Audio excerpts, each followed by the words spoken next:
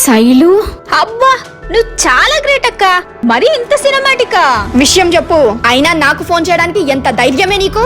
అబ్బా నువ్వేమన్నా స్పామ్ హ్యాకర్వా? నీకు ఫోన్ చేయడానికి భయపడ్డానికి?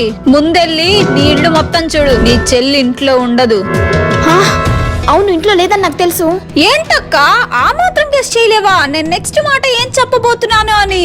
వీళ్ళు ఎక్కడికి వెళ్ళిపోయారు? వెతుకక్క.